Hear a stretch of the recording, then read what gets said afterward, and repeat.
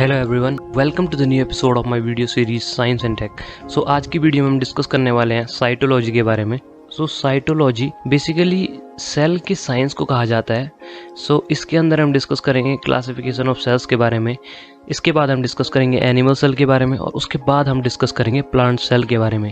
शुरू करते हैं मेरे आज की वीडियो। मेरा नाम है अनंत और आप देख रहे हैं e Gurukul NCERT stuff. Human body बहुत सारी स्मॉल यूनिट से बनी हुई होती है जिसे हम सेल बोलते हैं। सेल बेसिकली लिविंग ऑर्गेनिज्म की बेसिक स्ट्रक्चरल और फंक्शनल यूनिट है। ये बहुत ही छोटे छोटे होते हैं, इसलिए हम इन्हें नंगी आंखों से नहीं देख सकते। इन्हें देखने के लिए हमें माइक्रोस्कोप की ज़रूरत पड़ती है। ह्यूमन बींग्स ही नहीं, प्लांट्स एंड एनिमल्स सभी सेल से ही बने होते हैं। रॉबर्ट हुक ने सबसे पहले सेल की खोज की थी। एंटोन वन लियोनहॉक ने सबसे पहले लाइव सेल को देखा और डिस्क्राइब करा था। इसके बाद रॉबर्ट ब्राउन ने न्यूक्लियस की खोज की थी। अब क्लासिफिकेशन ऑफ सेल्स के बारे में बात करते हैं। सेल्स कॉम्प्लेक्सिटी ऑफ सेल्स के बेसिस पे प्रोकैरियोटिक और यूकैरियोटिक में क्लासिफाई होते हैं। यूकैरियोटिक सेल में एक ट्रू न्यूक्लियस होता है जिसमें उसका DNA प्रेजेंट होता है, वेरेज प्रोकैरियोटिक सेल में न्यूक्लियस प्रेजेंट नहीं होता है। प्रोकैरियोट्स सिंगल सेल ऑर्गेनिज्म है, जबकि यूकैरियोट सिंगल सेल्ड ऑर्गेनिज्म भी हो सकते हैं और मल्टी सेल्यूलर भी हो सकते हैं। प्रोकैरियोटिक सेल से अब हम शुरुआत करते हैं। ये सेल्स बेसिकली अर्थ पर लाइफ की फर्स्ट फॉर्म मानी जाती है। ये यूकैरियोटिक सेल से सिंपलर और स्मॉलर होते हैं और इनमें मेम्ब्रेन बाउंड ऑर्गेनल्स भी प्रेजेंट नहीं होते हैं जैसे न्यूक्लियस। प्रोकैरियोट्स बैक्टीरिया और आर्चिया को इंक्लूड करते हैं। प्रोकैरियोटिक सेल्स का DNA सिंगल क्रोमोसोम को कंसिस्ट करता है जो साइटोप्लाज्म के साथ डायरेक्ट कांटेक्ट में होता है। साइटोप्लाज्म के न्यूक्लियर रीजन को न्यूक्लियोइड कहते हैं। ज़्यादातर प्रोकैरियोट्स का डायमीटर 0.5 से 2.0 μm तक होता है। अब बात करते हैं यूकैरियोटिक सेल के बारे में। ये सेल्स प्रोकैरियोटिक सेल से 15 गुना ज़्यादा चौड़ी होती है और इसका प्रोकैरियोटिक सेल से 1000 गुना ज़्यादा वॉल्यूम होता है। यूकैरियोटिक सेल में मेम्ब्रेन बाउंड ऑर्गेनल्स प्रेजेंट होते हैं और प्रोकैरियोटिक सेल में एब्सेंट होते हैं। इसमें ट्रू न्यूक्लियस पाया जाता है और DNA को होल्ड करता है। Plant, animal, fungi, protozoa and algae ये सब यूकैरियोटिक सेल के एग्जाम्पल हैं। अब हम एनिमल सेल के कंपोनेंट्स के बारे में बात करते हैं। प्लाज्मा मेम्ब्रेन ये सेल के चारों ओर एक घेरा बना के रखता है और सेल को एक शेप देता है। ये सेल के एक गार्ड के तौर पर काम करता है और सेल के अंदर आने वाले मटेरियल और उससे बाहर जाने वाले मटेरियल को कंट्रोल करता है। ये एक सेमी परमिएबल बैरियर है जो कुछ मॉलिक्यूल्स को ही क्रॉस करने देता है। प्रोटोप्लाज्म ये एक कोलोइड है जो प्लाज्मा मेम्ब्रेन के अंदर पाया जाता है। It has two components of cell, cytoplasm and nucleus. Cytoplasm ये एक फ्लूइड है जो सेल में भरा रहता है और प्लाज्मा मेम्ब्रेन और न्यूक्लियस के बीच में प्रेजेंट होता है। ये कार्बोहाइड्रेट्स और प्रोटीन से बना होता है। न्यूक्लियस ये सेल का कंट्रोल सेंटर है। ये स्पेरिकल शेप का बना होता है। न्यूक्लियस के अंदर ही DNA और RNA प्रेजेंट होते हैं। ये जेनेटिक कैरेक्टर को जनरेशन टू जनरेशन कैरी करते हैं। यहाँ पर मैंने एक छोटा सा फिगर बना रखा है जिससे आप थोड़ा बहुत आइडिया लगा सकते हैं कि सेल वॉल कहाँ पर प्रेजेंट होती है, साइटोप्लाज्म कहाँ पर है, प्लाज्मा मेम्ब्रेन कहाँ पर है। अब बात करते हैं माइटोकॉन्ड्रिया के बारे में। माइटोकॉन्ड्रिया जिसे power house of the cell भी कहा जाता है, ये स्पेरिकल या रॉड शेप्ड ऑर्गेनल होता है।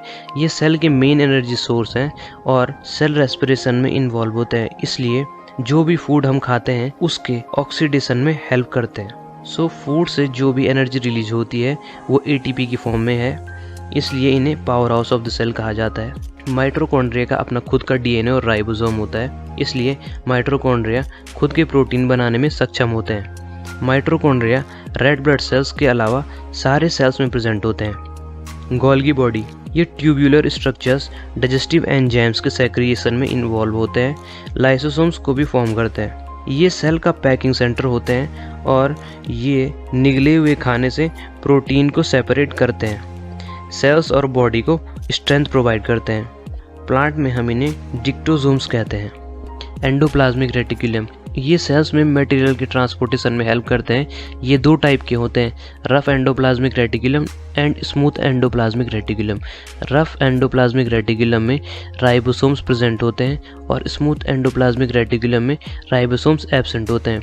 राइबोसोम्स इन्हें हम प्रोटीन फैक्ट्री ऑफ सेल कहते हैं।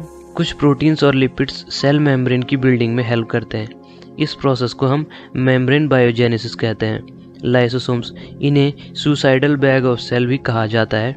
ये स्पेरिकल येलो कलर्ड बॉडी होते हैं जो सेल प्रोटेक्शन में हेल्प करते हैं। ये बेसिकली पैथोजेंस को डिस्ट्रॉय करते हैं जो भी सेल के अंदर एंट्री लेते हैं। सेंट्रोसोम्स, ये सिर्फ एनिमल सेल में पाए जाते हैं और न्यूक्लियस के नज़दीक पाए जाते हैं। इट हैज सेंट्रियोल्स और ये सेल डिवीजन में इंपॉर्टेंट रोल प्ले करते हैं, that is formation of new sales. Vacuoles, इन्हें हम स्टोर हाउस भी कहते हैं। ये important substances like amino acid, sugars and various proteins को स्टोर करते हैं। अब हम प्लांट कंपोनेंट के बारे में बात करते हैं। प्लांट सेल एनिमल सेल के कंपैरिजन में हार्ड होते हैं क्योंकि प्लांट सेल में सेल वॉल प्रेजेंट होती है। प्लांट सेल में प्लास्टिड्स होते हैं और लार्ज वैक्यूल प्रेजेंट होते हैं। सबसे पहला कंपोनेंट है प्लांट सेल का सेल वॉल। ये एक आउटर लेयर है जो सेल को शेप देती है। ये सेलुलोज से बनी होती है। इसका फंक्शन इनर ऑर्गेनल्स को प्रोटेक्ट करना होता है और सेल को शेप देना होता है। प्लास्टिड्स, ये सिर्फ प्लांट सेल में पाए जाते हैं। ये पिगमेंट को कंटेन करते हैं। इन पिगमेंट्स के बेसिस पे इन्हें 3 टाइप से क्लासिफाई किया जाता है। क्लोरोप्लास्ट, इसमें ग्रीन पिगमेंट क्लोरोफिल प्रेजेंट होता है। ये स्टेम और लीव्स को ग्रीन कलर देता है। क्रोमोप्लास्ट, इसमें एक ऑरेंज पिगमेंट होता है जिसे हम कैरोटीन कहते हैं और दूसरा येलो पिगमेंट होता है जिसे हम ज़ैंथ्रोफिल कहते हैं। ये फ्लावर और फ्रूट को कलर प्रोवाइड करता है।